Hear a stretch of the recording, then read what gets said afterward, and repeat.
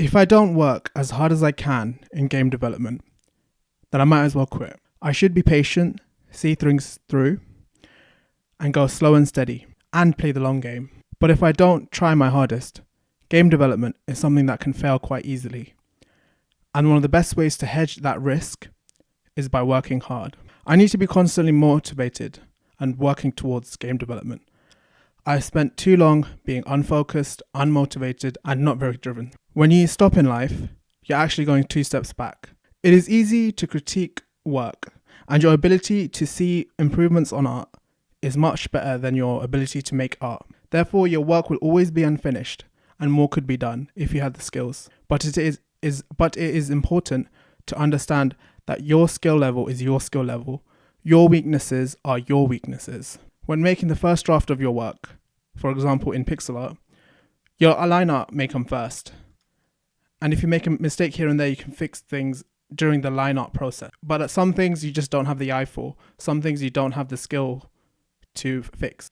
And once your line art is set, and once you start colouring in, it's going to be harder to change it. But that's okay. I've been buying lots of new things for game development. Books, a new mic, among other things. I felt my motivation grow a lot as I bought more things for game development. However, I know I should proceed with caution, as I have new knowledge of what an addiction is. What is an addictive activity? An addictive activity is an action that is mood altering, an action that has a mood altering component to it. I don't think I could be a shopaholic, but a lot of shopaholics don't think that they are shopaholics.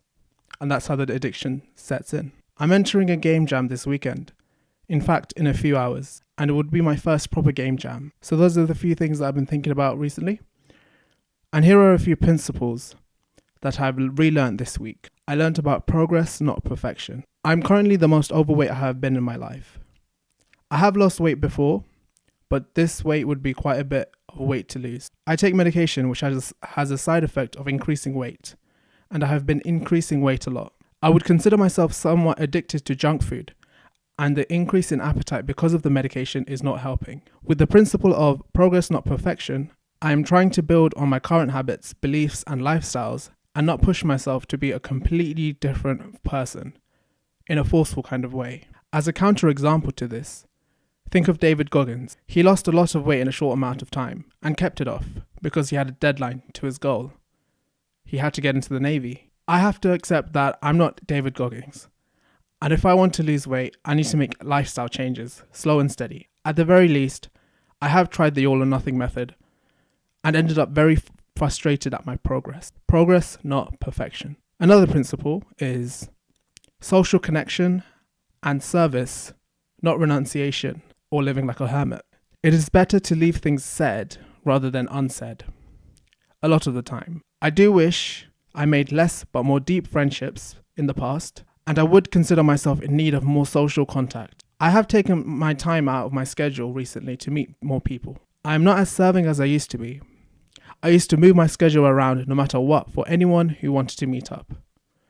Now I think I would prioritize my business as opposed to meeting people. It is, however, a fine balance. I shouldn't be isolated, but I should prioritize game dev. I've not enjoyed the hot weather we've had this summer yet. I have been indoors most days, and that habit is hard to break.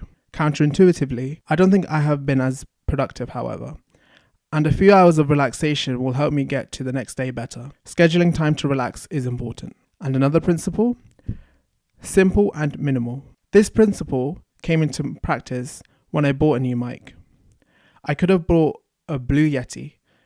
A lot of other audio enthusiasts suggested I get another mic, as there are many mics out there with better quality and a lower price. Instead of a mic which plugged directly into my computer with a USB, I decided to get an XLR mic with an audio interface. If I had a problem with a mic, then I can swap it out for a better mic. And if I had a problem with the audio interface or I need a better one, I could swap it out without having to replace the whole mic. This also applies to the stand, the cables, etc. In the long run, replacing parts like this would be easier and more cost effective, even though I have spent a bit more time researching what I am doing and things like that. This is where the principle of modularity helps. It is not just helpful in code.